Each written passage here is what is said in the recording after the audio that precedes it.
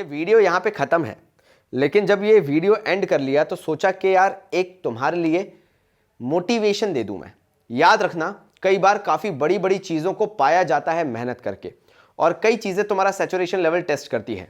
ये कॉमर्स बाबा का सबसे बड़ा वीडियो होने वाला है, क्योंकि इसको मैंने बड़े शिद्दत बड़े दिल से बनाया है और हर एक चीज़ एक्सप्लेन की है, और मैंने कोशिश की है कि पूरा एडमिशन इसके अंदर 90 मे बी 80% मे बी जितना हो सकता है वो कवर हो जाए।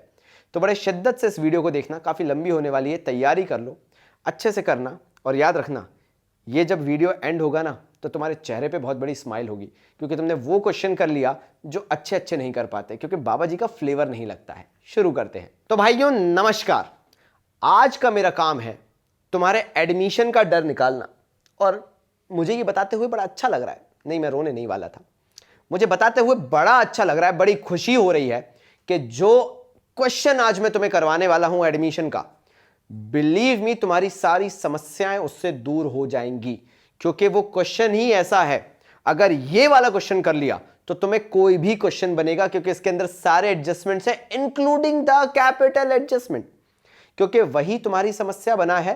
तो बाबा जी उसी का सुधार कार्य करेंगे। शुरू करते हैं। कहते तू होता कौन है कहने वाला, कहते कौन बातें तेरी सुनने वाला, मुझको ना लेना देना इससे जितने नकली बैठे घर पे सबको एक साथ किया डिसमिस,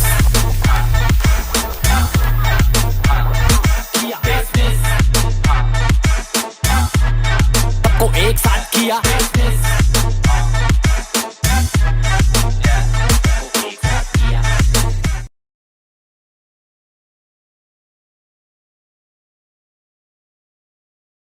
तो भाइयों प्रण लो मेरे साथ इस क्वेश्चन को करने से पहले कि तुम डरोगे नहीं। जब तुमने अभी क्वेश्चन देखा है कि सी का लोन कन्वर्ट किया जाएगा उसकी कैपिटल में, तुम डरोगे नहीं।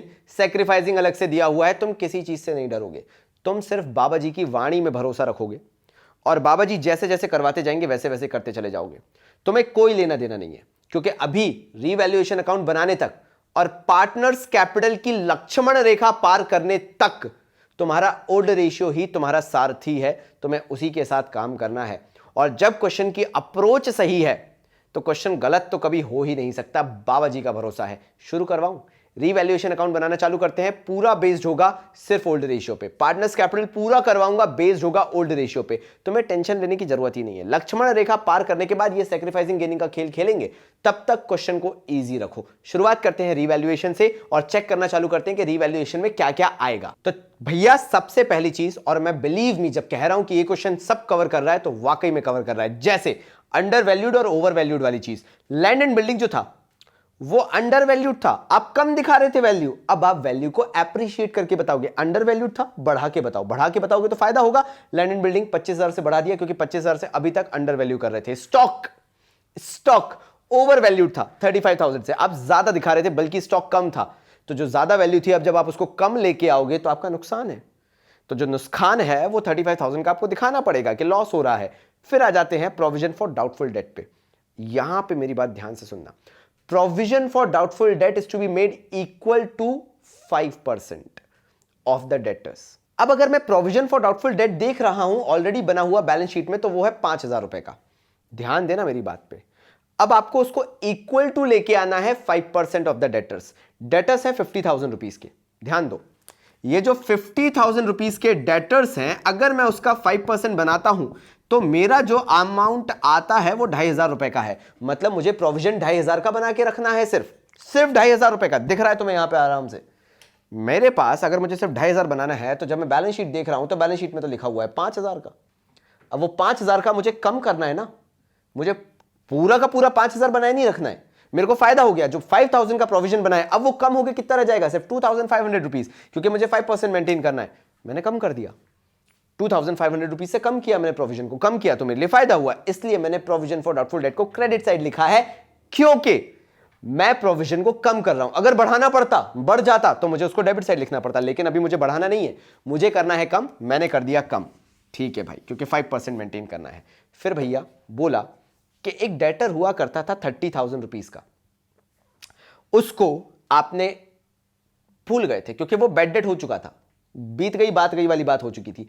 लेकिन अब जब आपने देखा तो आपको पता चला कि भैया उसने आपको पैसा दे दिया है, तो वो बैड डेट रिकवर्ड हुआ। अब इसका ना अभी के डेटर से कोई रिलेशन है, ना अभी के प्रोविजन से कोई रिलेशन है। बिलीव मी, याद रखना, बैड डेट रिकवर्ड का अभी के प्रोविजन से और अभी के डेटर से कोई लेना देना नहीं होता, क्योंकि वो पिछले सालों में ही बैड डेट जैसे राइट ऑफ हो चुका है। आप उसको बिल्कुल सेपरेटली ट्रीट करोगे।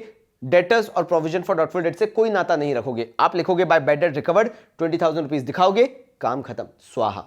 फिर अक्रूड इनकम के बारे में भी दिया हुआ है कि भैया अक्रूड इनकम है जो अभी तक हमें रिसीव नहीं हुई है 5,000, मैंने वो भी दिखा दिया। लेकिन मैंने एक चीज नहीं दिखाई, वर्कमैन कॉम्पनसेशन रिजर्व, जिसमें लिखा हुआ है कि एस्टिमेट हो रहा है 5,000 रुपए का। क्योंकि मैंने अपने प्रीवियस वीडियो में बहुत अच्छे से सिखाया था कि वर्कमैन कॉम्पनसेशन रिजर्व तब लिया जाता है जब लायबिलिटी आपकी बढ़ रही हो। क्या लायबिलिटी बढ़ रही है? नहीं। वर्कमैन कॉम्पनसेशन रिजर्व 10,000 का मेंटेन था, अब सिर्फ कितने का रह गया है? 5,000 का। कम हो रहा है, जो एडिशनल इंफॉर्मेशन में दिया हुआ है उसके हिसाब से अगर मैं देखूं तो कम हो रहा है, मुझे लेना ही नहीं है तो मैंने नहीं लिया भाई, सिंपल सी बात है। मैंने बाकी सारी चीजें ले ली, मैंने एक्सप्लेनेशन भी दे दिया। अक्रूड इनकम, आपकी इनकम वो है जो आप अर्न करके बैठ गए हो, तो क्योंकि आपकी इनकम हो चुकी है तो आपको उसको क्रेडिट साइड दिखाना पड़ेगा, आपका फायदा है। अब आपको कुछ नहीं करना, बस इसको प्लस करना है, इसे माइनस करना है, आपका गेन ऑन रीवैल्यूएशन आ जाएगा। चलो लिख देते हैं। तो भैया जब कैलकुलेशन किया, मैंने क्रेडिट साइड का पूरा प्लस किया, डेबिट साइड का स्टॉक माइनस किया तो 17,500 आया। मैंने बोला कि ओल्ड रेशियो को अपना सारथी बना के रखो, मैंने उसको सारथी बनाया और 3:2 में डिवाइड कर दिया। तो जो वैल्यू आई, ए के खाते में गया 10,500, बी के खाते में गया 7,000 रुपए। अब मैंने यहां पे कैपिटल अकाउंट क्यों लिखा हुआ है? क्योंकि भैया क्वेश्चन में करंट अकाउंट नहीं दिया हुआ है। करंट अकाउंट ना देने का मतलब है कि कैपिटल अकाउंट फ्लक्चुएटिंग है और सारे ट्रांजैक्शन, सारे एडजस्टमेंट, सब कुछ सीधे सीधे कैपिटल अकाउंट में ही होगा, ऐसा हम अज्यूम कर रहे हैं और ऐसा ही अज्यूम किया जाता है। चलो अब इसके बाद मुझे बनाना है कैपिटल अकाउंट, शुरू करते हैं। तो जो हम दिमाग में चीजें लेके चल रहे हैं, सारथी बना के चल रहे हैं ओल्ड रेशियो को, उसी परंपरा को आगे बढ़ाते हुए सबसे पहले तो बैलेंस बीडी उतार लो, सीधा सीधा जो दिया हुआ है। फिर मैंने तुम्हें सिखाया था कि गेन ऑन रीवैल्यूएशन या लॉस ऑन रीवैल्यूएशन को उतारो। क्योंकि ये क्वेश्चन में गेन है तो भैया मैं सीधे बाय रीवैल्यूएशन अकाउंट लिखूंगा, तुम्हें पूरा लिखना है। मैं शॉर्ट फॉर्म लिख सकता हूं, तुम नहीं लिख सकते एग्जाम में, वरना मार्क्स कट जाएंगे, मैं पहले ही बता रहा हूं। तो भैया मैंने 10,500 रुपए और 7,000 रुपए जो रीवैल्यूएशन के गेन थे ओल्ड पार्टनर्स के ओल्ड रेशियो में बराबर से लिख दिए। अब मेरा काम पता है क्या है? बैलेंस शीट को देखना, और बैलेंस शीट में जो जो रिजर्व्स फंड वगैरह दिए हुए हैं या जो भी एसेट साइड पे गुडविल या सस्पेंस दिया हुआ है उसको राइट ऑफ करना, क्योंकि मैंने लास्ट वाले वीडियो में सिखा दिया था। जब बात ये हुई ना बात, तो अब मैं क्या करूंगा, उन सबको लिखना चालू करूंगा। जैसे मैं सबसे पहले श्री गणेश करूंगा, WCR अकाउंट से लक्ष्मण रेखा पार नहीं हुई है अभी, तो जो चलेगा ओल्ड रेशियो में चलेगा। बोला गया WCR बैलेंस शीट में दिया है 10,000 का, नीचे दिया हुआ है कि लायबिलिटी रहेगी 5,000 की। पहले 10,000 की हुआ करती थी, अब 5,000 की है, मतलब पैसा कितना फ्री हो गया? 5,000 रुपए। बांट दो भैया जल्दी से ओल्ड रेशियो में 3:2 में, मतलब 3,000 और 2,000। बड़ा सिंपल था। फिर मैंने तुम्हें इन्वेस्टमेंट फ्लक्चुएशन रिजर्व के बारे में भी कुछ सिखाया था, जरा देखो पुरानी, मतलब क्वेश्चन की बैलेंस शीट में इन्वेस्टमेंट फ्लक्चुएशन रिजर्व दिया हुआ है क्लियरली। उसी तरीके से इन्वेस्टमेंट्स भी दिए हुए हैं, चेक करो जरा। तो भैया IFR को कैसे करेंगे, जरा ध्यान से देखो। IFR 5,000 दिया हुआ था। अब जरा आप इन्वेस्टमेंट्स को देखो, इन्वेस्टमेंट्स बाहर अमाउंट में दिए हुए हैं 25,000, लेकिन मार्केट वैल्यू बता रही है कि बचे हुए हो आप सिर्फ 22,500 के, मतलब आपके इन्वेस्टमेंट्स की वैल्यू कम हो गई। कितने से कम हो गई? 2,500 रुपीज से। आपका रिजर्व क्यों बना के रखा था आपने 5,000 का? इसीलिए तो भैया, इसी दिन के लिए। तो जो आपका 5,000 का IFR बना हुआ है उसमें से जो आपके इन्वेस्टमेंट की वैल्यू कम हुई है वो माइनस कर दो। 2,500 कम हुई है, माइनस कर दिया, तो इन्वेस्टमेंट फ्लक्चुएशन रिजर्व आपके पास कितना बचा? सिर्फ 2,500 रुपीज। जो 2,500 रुपीज बचा है आपको कुछ नहीं करना, 3:2 के रेशियो में बांटना है, यानी 1,500 और 1,000 रुपीज बांट के खत्म करना है, बस और कुछ नहीं।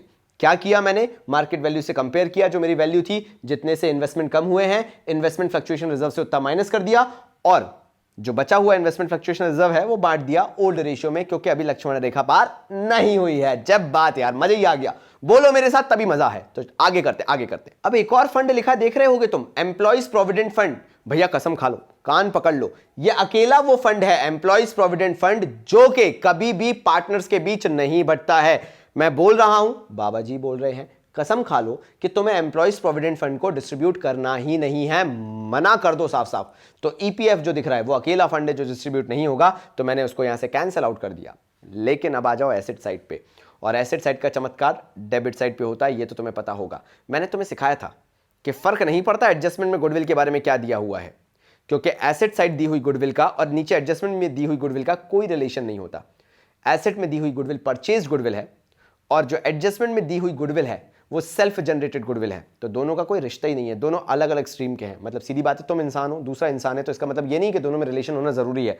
ऐसी गुडविल गुडविल है तो इसका मतलब ये नहीं कि रिलेशन हो जाएगा, तो नो रिलेशन। पुरानी गुडविल जो बैलेंस शीट में दी है उसको राइट ऑफ करना है, और ये बात हजारों बार सुन लेना, भले रिपीट पे, लेकिन गलती मत करना, क्योंकि गुडविल में सबसे ज्यादा गलतियां होती हैं। मैं कॉपी चेक करता हूं, मैं जानता हूं। तो भैया जो एसेट साइड पे गुडविल दी है आप वो यहां पे लिखोगे, और एसेट साइड पे एक और चीज दी हुई है, एडवर्टीजमेंट सस्पेंस, और मैंने बोला था सस्पेंस को भी राइट ऑफ किया जाता है, फिर वो P&L सस्पेंस हो या कोई और भी सस्पेंस हो, तो मैं दोनों यहां पे राइट ऑफ कर देता हूं, गुडविल और एडवर्टीजमेंट सस्पेंस, क्योंकि लक्ष्मण रेखा पार नहीं हुई है तो सारी चीजें ओल्ड रेशियो में जाएंगी भाई। शुरू करते हैं। तो यहां पे मैंने बड़े क्लियरली गुडविल और एडवर्टीजमेंट सस्पेंस को ओल्ड रेशियो में बांट दिया, क्योंकि मेरा वो काम था। हां भैया, अब जब मैंने इतना काम कर दिया है तो उसके बाद अब आ चुकी है मेरी मजबूरी कि मेरे को लक्ष्मण रेखा खींचनी पड़ेगी, यानी मैं यहां पे लिखूंगा मेरी लक्ष्मण रेखा, जो कि कहलाती है बाय बैंक अकाउंट। नया पार्टनर कितनी कैपिटल लेके आया। अब भैया आधे लोग मत्था पकड़ के बैठ गए होंगे, सॉरी मैं यहां से पकड़ लेता हूं, आधे लोग मत्था पकड़ के बैठ गए होंगे, बाबा जी बैंक क्यों लिख दिया? क्योंकि मैं तुम्हें तुम्हारे कंफर्ट जोन से नहीं निकालना चाहता हूं। जनरली हमारी लक्ष्मण रेखा जो मैंने पिछले वीडियो तक सिखाई थी वो ऑब्वियसली यार कि ये था कि नया पार्टनर कैपिटल लेके आता है तो बाय बैंक लिखते हैं, लेकिन यहां पे ट्विस्ट बस इतना सा है कि हम सी का जो लोन है उसी को उसकी कैपिटल मान लेंगे। तो मैंने लिखा इंस्टेड ऑफ बैंक, क्योंकि सी नया पार्टनर फ्रेश कैपिटल लेके नहीं आ रहा, उसके लोन का ही कन्वर्जन किया जा रहा है। तो सी का लोन हुआ करता था 1,50,000 का, और मैंने वो 1,50,000 का ही उसकी कैपिटल दिखा दिया बाय सीज लोन अकाउंट करके, या बाय सीज लोन करके, जो भी तुम बोलना चाहो। मैंने उसके लोन को ही कन्वर्ट कर दिया उसकी कैपिटल में। अगर जर्नल पूछते हो कि बाबा जी इसकी जर्नल क्या होगी, तो C's loan account debit to C's capital account, ये इसकी जर्नल एंट्री होगी। अब लक्ष्मण रेखा पार हो गई है, मतलब लक्ष्मण रेखा पार होने के बाद अब आपको जब प्रीमियम फॉर गुडविल दिखाना पड़ेगा तो भैया ये अकेला जो है प्रीमियम फॉर गुडविल ये जाएगा सैक्रिफाइसिंग रेशियो में। अब बाबा जी की बूटी दे रहा हूं मैं यहां पे। अगर क्वेश्चन बिल्कुल सिंपल है, लिखा हुआ है ओल्ड रेशियो 3:2 है, जैसा ऐसा है ये वाला है, या 5:2 है, या 3:1 है, जो भी है, और दिया हुआ है नया पार्टनर आया 1/4 या 1/5 रेशियो के लिए, बस इतना दिया हुआ है, तो तुम्हें सोचने की भी जरूरत नहीं है। ओल्ड रेशियो को ही कंसिडर कर लो सैक्रिफाइसिंग रेशियो, कुछ करने की ही जरूरत नहीं है। लेकिन ये वाला क्वेश्चन जो बाबा जी ने पकड़ा है ये थोड़ा सा कॉम्प्लिकेटेड है, क्योंकि इसके अंदर लिखा हुआ है कौन कितना सैक्रिफाइस कर रहा है, मतलब आपको सैक्रिफाइसिंग रेशियो इस क्वेश्चन में तो निकालना पड़ेगा। क्यों करना पड़ रहा है कैलकुलेशन, चलो देखते हैं। ए सैक्रिफाइस्ड 1/3 ऑफ हिज शेयर, ए ने अपने शेयर का 1/3 सैक्रिफाइस कर दिया, मतलब पता है मुझे क्या करना पड़ेगा, पहले तो ए का शेयर लिखना पड़ेगा जो कि 3/5 है, और ऑफ लिखा है ना तो मल्टीप्लाई करके 1/3 निकालना पड़ेगा कि ए ने कितना सैक्रिफाइस किया है। तो भैया ए का जो सैक्रिफाइस है वो 3/15 आ रहा है, यानी ए ने अपना शेयर जो सैक्रिफाइस कर दिया वो 3/15 है। ये तो ए का सैक्रिफाइस हो गया। And B sacrifice 1/10 from his share, मतलब बी का सीधे सीधे सैक्रिफाइस ऑलरेडी गिवन है, तो तुम्हें बी की टेंशन लेने की जरूरत नहीं, क्योंकि फ्रॉम मतलब यही उसने उतना पोर्शन सैक्रिफाइस कर दिया है अपने शेयर का, मतलब फ्रॉम में कुछ करने की जरूरत नहीं है। लेकिन अगर ऑफ दिया होता है तो तुम्हें निकालना पड़ता है कि एक्चुअल सैक्रिफाइस कितना किया गया है। तो भैया रेशियो जो हो रहा है ए और बी के बीच में सैक्रिफाइस का वो है 3/15 रेशियो 1/10। अब भैया डिनोमिनेटर सेम नहीं है, तो मुझे डिनोमिनेटर सेम बनाने के लिए कुछ ना कुछ तो करना पड़ेगा। तो मैं क्या करूंगा, सिंपली कुछ नहीं, इनमें से किसी एक को एक के बराबर ले आऊंगा। तो मैं एक काम करता हूं, इन्हीं मैडम जी को ले आता हूं। इसको क्या करेंगे हम, 3/15 है, मल्टीप्लाई बाय कर देंगे 10/10, और इसको मल्टीप्लाई बाय कर देंगे 15/15। बाकी अगर तुम्हारे पास कोई भी आइडिया है बिल्कुल उस हिसाब से करो। अपन को मैथ्स का इतना ज्ञान नहीं है, टू बी वेरी ऑनेस्ट। अपन सिंपल काम करेगा।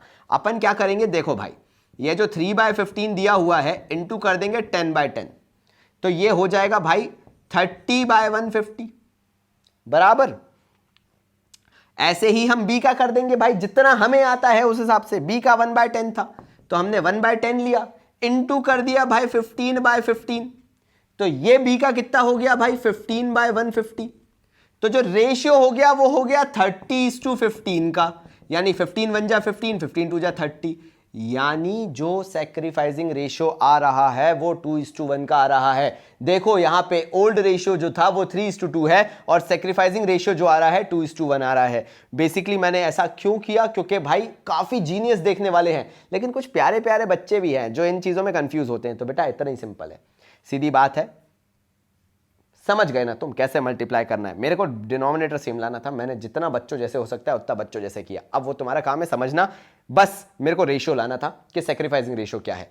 अब जब मेरे पास सेक्रीफाइसिंग रेशियो आ गया है तो मेरे को कछू नहीं करना, मेरे को बस जो प्रीमियम फॉर गुडविल है उसको इस सेक्रीफाइसिंग रेशियो में बांट देना है। करें वो काम। गुडविल को निकालने की परंपरा कुछ इस प्रकार से है कि आपका 3 साल का प्रॉफिट दिया हुआ है, तो 3 साल के प्रॉफिट को अगर आप प्लस करते हो तो 13,95,000 आपका प्रॉफिट आता है, आप उसको कर दोगे डिवाइडेड बाय 3 एवरेज प्रॉफिट निकालने के लिए।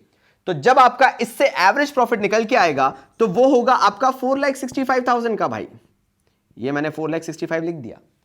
और आप जो गुडविल निकालने वाले हो, बाबा जी सुपर प्रॉफिट करवा चुके हैं। सुपर प्रॉफिट कैसे निकलेगा? ये आपका एक्चुअल प्रॉफिट है जो आप अर्न कर रहे हो। तो आपको पता होगा कि जो आपने एक्चुअल प्रॉफिट अर्न किया है, आप उसमें से नॉर्मल प्रॉफिट माइनस करोगे, जो कि क्वेश्चन में 3,15,000 एडजस्टमेंट्स में दिया हुआ है। गुडविल सीधे नहीं दी थी कि सामने वाला बंदा कितना लेके आया, बहुत हौच-पौच दिया हुआ है। 3 साल का प्रॉफिट दिया हुआ है, तो हमने 3 साल से डिवाइड करके एवरेज प्रॉफिट निकाला। एवरेज मतलब ये एक्चुअल प्रॉफिट हम अर्न कर रहे हैं। फिर हमने देखा नॉर्मल प्रॉफिट भी दिया हुआ है कि भैया बिजनेसेस जनरली कितना कमाते हैं, तो वो 3,15,000 है। तो भैया एडिशनल प्रॉफिट जो हम कमा रहे हैं वो 1.5 लाख रुपए ज्यादा है, क्योंकि हम कमा रहे हैं 4,65,000, नॉर्मल बिजनेसेस कमाएंगे 3,15,000, हम 1,50,000 ज्यादा कमा रहे हैं। उन्होंने बोला गुडविल निकालने का तरीका है कि जो भी सुपर प्रॉफिट आया है, और ये हमारा सुपर प्रॉफिट ही है क्योंकि हम एडिशनल कमा रहे हैं, उस सुपर प्रॉफिट का 2 ईयर्स परचेज निकालना है। मतलब हमारी गुडविल आ गई भैया 3 लाख रुपए। अब ये नया पार्टनर बेवकूफ थोड़ी ना है कि पूरी की पूरी गुडविल लेकर आ जाएगा। भाई वो तो गुडविल उतनी ही लेके आएगा जितने शेयर के लिए वो एंटर हो रहा है। भगवान, ये तो दिया ही नहीं है वो कितने शेयर के लिए आया। तो पहले तो इसको लिख लो कि गुडविल ऑफ द फर्म आ गई है हमारी। कृपया करके नोट डाउन कर लीजिए कि आपकी 3 लाख रुपए जो आई है वो गुडविल ऑफ द फर्म है। अगर आपने इसको लिख लिया तो मैं बता दूंगा कि वो बंदा कितनी गुडविल लेके आएगा, क्योंकि बात सिंपल सी है। अगर एक नया बंदा एडमिट हो रहा है तो फर्म की टोटलिटी में गुडविल लेकर नहीं आएगा, क्योंकि वो एक शेयर के लिए एंटर हो रहा है, ना कि पूरी फर्म खरीदने के लिए। अगर पूरी फर्म खरीदने के लिए होता तो हां, हम 3 लाख गुडविल पूरी उससे लेते, लेकिन अभी वो एक शेयर के लिए आ रहा है। लेकिन क्वेश्चन में दिया नहीं है कि वो कितने शेयर के लिए आ रहा है, वो हमें फाइंड आउट करना पड़ेगा, जो कि हम फाइंड आउट करेंगे। पहले लिख लो कि 3 लाख रुपए हमारी गुडविल ऑफ द फर्म आ गई है, हमने कैलकुलेट करके रख दी है। तो भैया हुआ क्या, जो ए भाई साहब थे उन्होंने 3/15 शेयर दिया, हमने कैलकुलेट करा था कितना सेक्रीफाइस है। और अगर हम बी की बात करें तो बी का तो सीधे दिया हुआ था कि उन्होंने तो भैया अपने शेयर से 1/10 दे ही दिया है। अगर आप दोनों के शेयर प्लस कर दोगे जो ए और बी ने सी को दिए हैं, तो पता चल जाएगा कि सी का शेयर कितना है। अब अगर मैं यहां पे एलसीएम लूं तो भैया 5 2 जा 10, 5 3 जा 15, 3 1 से हो जाएगा मल्टीप्लाई, तो ये हो जाएगा 3। अभी मैं डिनोमिनेटर नहीं लिख रहा, टेंशन मत लेना, ठीक है। और यहां पे 2 जो है वो 3 से हो जाएगा, तो 3 2 जा 6 हो जाएगा, यानी ये प्लस हो गए, यानी इनका शेयर हुआ 9। तो भाई चलो देखते हैं यार, ए भाई साहब ने जो दिया है वो 3/15 दिया है, अपन ने कैलकुलेट किया ही था। और जो हमारे बी भाई साहब हैं उन्होंने 1/10 दिया है। अब क्योंकि पहली बार में मैंने नहीं किया था, तो चलो यार उन लोगों को खुश कर देते हैं जिनका कैलकुलेशन स्ट्रांग है, उनके हिसाब से थोड़ी बात कर लेते हैं। वो ये बोलेंगे भैया इसको सिंप्लीफाई करो ना, तो मैंने कर दिया भैया 3 1 जा 3, 3 5 जा 15। मतलब ए ने जो शेयर दिया है वो 1/5 दिया है, और बी ने जो शेयर दिया है वो 1/10 दिया है। अब मुझे कुछ नहीं करना, बस एलसीएम लेना है और यहां पे आंसर आ जाएगा भाई। 5 1 जा 5, 5 2 जा 10, यानी 2 1 जा 2 हो जाएगा, और ये 1 रहेगा, और ये डिनोमिनेटर में 10 आ जाएगा। मतलब जो नया पार्टनर है उसका शेयर है 3/10। सिंपली निकाल लिया मैंने, एलसीएम लिया, एलसीएम और फिर क्रॉस मल्टीप्लिकेशन करके मैंने आंसर निकाल लिया। 3/10 जो है वो नए पार्टनर का शेयर है। खुश हो गए भाई लोग, तुम भी? मैं किसी को अपसेट नहीं करना चाहता, सबका ज्ञान सबको मिलना चाहिए। वहां पे मैं थोड़ा फनी हो गया, यहां पे मैं थोड़ा स्ट्रांग हो गया। अब तुम देख लो भाई, मैं तो गधा मैथ्स में, मेरे को आती है अकाउंटेंसी। आगे बात करते हैं। अब भैया 3 लाख रुपए गुडविल ऑफ द फर्म थी, उसमें से नए पार्टनर को कितनी लानी है, जितने शेयर के लिए आया है, और नया पार्टनर आया है 3/10 के लिए। मैंने 0 से 0 कट किया, 3 3 जा होता है 9, यानी वो 90,000 की गुडविल लेकर आएगा। 90,000 की गुडविल किस रेशियो में डिस्ट्रीब्यूट होगी, मैंने अभी निकाला था 2:1 तुम्हारे सामने। तो 90,000 तुम्हें 2:1 में करनी है। मतलब जो ए और बी को गुडविल मिलेगी वो जरा इस प्रकार से होगी। तो भाई मेरे, अब अगर मैं चाहूं तो सीधे 60,000 और 30,000 3:2 के रेशियो, 3:2 क्यों बोल रहा हूं, मेरी मिस्टेक, 2:1 जो मेरा सैक्रिफाइसिंग रेशियो आया है उसमें मैं बांट के गुडविल को लिख दूं। लेकिन कॉम्प्लिकेशन इस क्वेश्चन में यहीं खत्म थोड़ी ना हुई है। उन्होंने बोला कि आपकी जो गुडविल 90,000 है उसमें से सिर्फ 60% आपको कैश में रिसीव हो रही है गुडविल, मतलब बाकी आपको एडजस्टमेंट करना पड़ेगा। तो अगर मैं 90,000 का 60% निकालता हूं तो आता है भैया 54,000, 6 9 जा 54,000। ये जो 54,000 है आपको पहले इसको 2:1 में बांटना पड़ेगा by the name of premium for goodwill, क्योंकि प्रीमियम फॉर गुडविल नाम से सिर्फ वही गुडविल जाती है जो कैश में मिली हो और वो सिर्फ 60% है। तो जब मैं 54,000 को 2:1 में बांटूंगा तो ये आएगा 36,000 और 18,000। ये अपन ने बांट दिया 60% का। अभी बात खत्म नहीं हुई है क्योंकि अभी 40% बची हुई है। टोटल गुडविल थी 90,000, मैंने बांटी है अभी सिर्फ 54,000, यानी 36,000 अभी भी बची हुई है। तो मैं क्या करूंगा, उसको एडजस्ट करूंगा सी के करंट अकाउंट को ओपन करके। तो अपन ने लिखा सीज करंट अकाउंट सिंपली, और करंट अकाउंट से बाकी 36,000 को बांटा फिर से अगेन कौन से रेशियो में, सेक्रीफाइसिंग में। लक्ष्मण रेखा खिंच चुकी है ना, तो उसके बाद तो सेक्रीफाइसिंग रेशियो में ही जाएगा।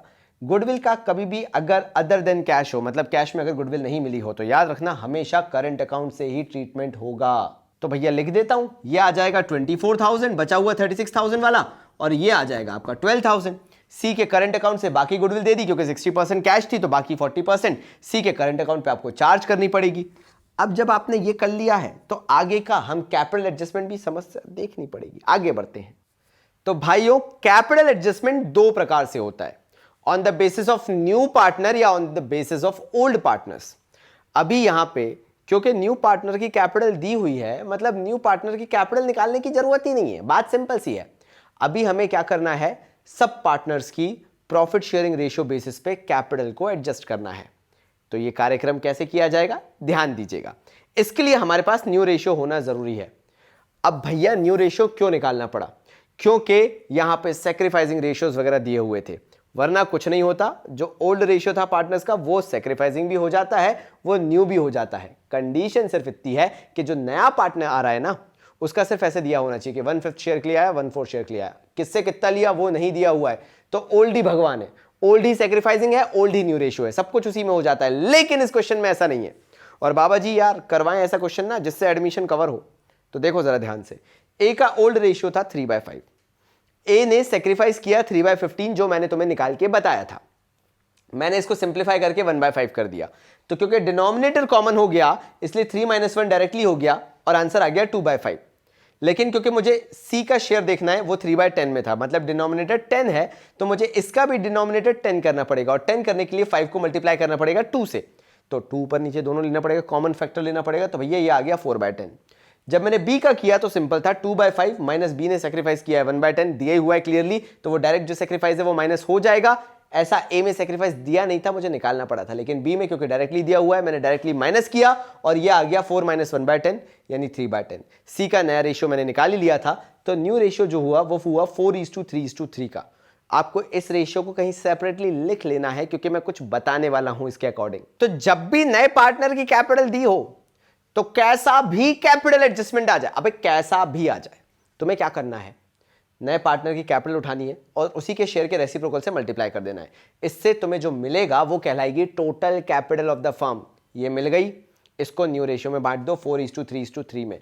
इससे क्या होगा, तुम्हारा यहां पे जो 2 बैलेंस कैरिड डाउन आता है ना, वो आ जाएगा। लिख लेते हैं वो भी ताकि तुम्हें समझ में आ जाए। बस मैंने कुछ नहीं किया, नए पार्टनर की कैपिटल उठाई और उसी के शेयर के रेसिप्रोकल से, उल्टे से, औंधे से मैंने मल्टीप्लाई कर दिया। जो total capital of the firm आई उसे मैंने न्यू रेशियो में बांट दिया, और उसको मैं लिख दूंगा 2 बैलेंस कैरिड डाउन करके। और जो भी फिर बैलेंसिंग फिगर आ रहा होगा, जिस साइड भी कम या ज्यादा हो रहा होगा, उसको मैं एडजस्ट करूंगा बैंक से, क्योंकि क्वेश्चन सिंपली यही बोल रहा है। तो भैया मैंने बैलेंस कैरिड डाउन तो लिख दिए तीनों के, 2 लाख, 1.5 लाख, 1.5 लाख, 1,50,000, 1,50,000। अब अगर मैं देखूं तो ए का यहां का टोटल आ रहा है 2,06,000, और अगर ए का यहां का टोटल देखूं तो सिर्फ 1,63,000 आ रहा है।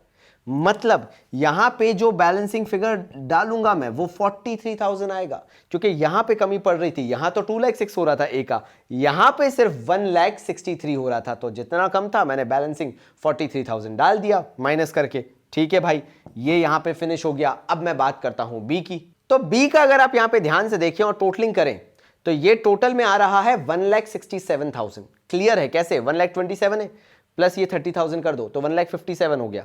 बस, और 10,000 ये ऐड कर दो तो 1,67,000 हो रहा है। लेकिन यहां पे देखो तो सिर्फ 1,54,000 हो रहा है, मतलब बैंक का इस साइड का फिगर आ रहा है और वो भी 13,000 रुपए, तो मैं वो लिख देता हूं। तो ये बेसिकली मैंने कैपिटल एडजस्टमेंट कर दिया। इसके अंदर कुछ ऐसा डिटेल्ड नहीं था, बस तुम्हें समझ में आना चाहिए। अगर तुमने अपना दिमाग चला लिया इस केस में तो तुम्हें फिर कोई नहीं छोड़ सकता, इतना डिटेल में तो कोई नहीं जाएगा।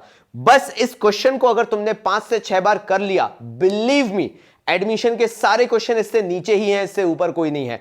चलो भैया आखिरी काम करते हैं और वो है बैलेंस शीट बनाना। लेकिन एक चीज याद रखना, बैलेंस शीट में कैश जो होता है या बैंक जो होता है वो डेबिट नेचर का होता है। अब मैं क्या बताना चाह रहा हूं वो ध्यान से सुन लेना। बाय बैंक करके लिखना मतलब पैसा लेके आना, मतलब ये बाय बैंक कैश या कैश इन हैंड या कैश एट बैंक, अभी क्योंकि मैंने बैंक लिखा है तो बैंक की वैल्यू में जाके ऐड होगा। और ये मतलब होता है debit side, partners capital account के पर्सपेक्टिव से लॉसेस या पैसा निकालना, तो ये जो टू बैंक है ये माइनस हो जाएगा। ये जो करंट अकाउंट आपका आया है हमारे सी भाई साहब का, कहां रहा भाई ये करंट अकाउंट, ये सी भाई साहब को क्योंकि देना पड़ रहा है, यानी सी भाई साहब का नुकसान है, मतलब लॉस है, मतलब नुकसान है, तो सी भाई साहब से क्योंकि ये पैसा लेना है यानी सी के लिए चार्ज है। हर पार्टनर का कंफर्ट जोन होता है क्रेडिट। जब आपको सी से वो पैसा लेना है, क्योंकि आप सी से ऑब्वियसली ले रहे हो क्योंकि वो गुडविल पूरी लेके नहीं आया, तो सी से चार्ज कर रहे हो, इसलिए ये सी का करंट अकाउंट उनके एसेट साइड आएगा। जो अभी पार्टनर्स कैपिटल का, सॉरी यार, जो पार्टनर्स की बैलेंस शीट बनाऊंगा उसमें ये आएगा एसेट साइड, बिकॉज ये सी की कैपिटल पे कहीं ना कहीं चार्ज बन रहा है। सी की कैपिटल आएगी लायबिलिटी साइड और उस पर चार्ज बनने वाली चीज आएगी एसेट साइड, इसलिए इसको एसेट साइड लिखेंगे। क्यों? क्योंकि सी से इतना पैसा हमें लेना है। बनाते हैं बैलेंस शीट। तो भैया फाइनली बैलेंस शीट, और एक एक चीज मैं तुम्हें डिटेल में बताऊंगा। लैंड एंड बिल्डिंग सिर्फ 30,000 की थी, और लैंड एंड बिल्डिंग की वैल्यू क्योंकि हमने अंडर वैल्यू मान के रखा था, कम मान के रखा था, हमें बढ़ाना था, तो मैंने 25,000 से बढ़ा दिया, तो 30 + 25 55,000 की मेरी लैंड एंड बिल्डिंग हो गई। इन्वेस्टमेंट्स एज इट इज थे 22,500, लेकिन पहले 25,000 हुआ करते थे, क्योंकि मार्केट वैल्यू अब 22,500 हो गई है, तो इसलिए मुझे 22,500 ही दिखाना पड़ेगा, क्योंकि 2,500 मैं IFR से एडजस्ट कर चुका था। ये मैंने तुम्हें तब सिखाया था जब मैं पार्टनर्स कैपिटल करवा रहा था। डेटर्स 50,000 के हैं, लेकिन क्योंकि डेटर्स पे से प्रोविजन अब कम हो गया है, पहले 5,000 का हुआ करता था, अब 5% मेंटेन हो गया, यानी सिर्फ 2,500 ही बचा है प्रोविजन, तो वही माइनस होगा। फिर आ जाते हैं स्टॉक पे। स्टॉक ओवर वैल्यूड था, कम किया तो बेचारा स्टॉक अब उतने से कम बचा, और वो उतना सा है 35,000 का। पहले स्टॉक जो हुआ करता था वो 1,50,000 का था, अब क्योंकि 35,000 से ओवर वैल्यूड था, 35,000 कम करने के बाद स्टॉक हमारा बचा है 1,15,000 का। फिर भैया अक्रूड इनकम तो हमने दिखाई नहीं थी, तो अक्रूड इनकम एसेट में दिखानी पड़ी, हमने दिखा दी 5,000 की। अब मैंने तुम्हें सी करंट अकाउंट का फंडा बताया था कि सी का जो करंट अकाउंट है वो उसी की कैपिटल पे चार्ज बनेगा। ये रही भैया सी की कैपिटल, क्योंकि चार्ज बना रहे हैं, क्योंकि उससे पैसा लेना है, इसलिए सी का करंट अकाउंट हमने एसेट साइड दिखा दिया। मैं तुम्हें लॉजिक बता रहा हूं। और फाइनली बैंक का बैलेंस 1,25,000 ऑलरेडी बैलेंस था। जो वो कैपिटल लेके आया नया पार्टनर, उसको ऐड क्यों नहीं किया बैंक में? क्योंकि भैया वो कैश लेके नहीं आया, उसका लोन अकाउंट कन्वर्ट किया गया था उसकी कैपिटल में, तो कैश नहीं लाया, तो उसको दिखाने की जरूरत भी नहीं है। 54,000 वो गुडविल जो वो कैश में लेकर आया, 60%, 90,000 का 60%, 54,000 जो वो कैश में लेके आया। फिर 43 जो मैंने क्रेडिट साइड पे बाय बैंक करके बैलेंसिंग फिगर लिखा था, प्लस 20,000 ये वो बैड डेट्स रिकवर्ड हैं जिनका पैसा हमें मिला है, जो पहले डूब चुका था बैड डेट के फॉर्म में, प्लस 20,000 मैंने उसका कैश किया है, और माइनस 13,000 जो मैंने पार्टनर्स कैपिटल बनाते हुए टू बैंक करके लिखा था बैलेंसिंग फिगर के तौर पे। तो फाइनली इससे जो बैंक का बैलेंस आया वो आया 2,29,000 का। आपको कोई बैंक अकाउंट बनाने की जरूरत नहीं है, आप सिंपली इस तरह से भी कैलकुलेशन कर सकते हो, फुल मार्क्स हैं आपके, बस लॉजिक लगा के चलोगे तो टाइम बचेगा, सिंपल सी बात है। फिर आ जाते हैं लायबिलिटी साइड पे। एम्प्लॉइज प्रोविडेंट फंड वैसा का वैसे ही 5,000 रहा, क्योंकि ये बढ़ता नहीं है। WCR की न्यू वैल्यू क्योंकि एडिशनल इंफॉर्मेशन में दी थी कि 5,000 रखनी है, अब तो 5,000 रख दी, और नए पार्टनर्स की कैपिटल उनके रेशियो में बटने के बाद 2 लाख 1,50,000 और 1,50,000 थी, बैलेंस कैरी डाउन, मैंने वो का वही लिख दिया। यहां पे आपकी बैलेंस शीट हो गई टैली। आपका होमवर्क सिर्फ इतना है, इस क्वेश्चन को 4 से 5 बार करना है और इनके टोटल लिखने हैं। अगर आपने इतना कर दिया तो बहुत बहुत धन्यवाद आपका, क्योंकि आप अब एडमिशन का क्वेश्चन खुल छूट कर सकते हो। तब तक के लिए बाबा जी की तरफ से धन्यवाद। तेरी सुनने वाला मुझको ना लेना देना इससे, जितने नकली बैठे घर पे सबको एक साथ किया डिसमिस,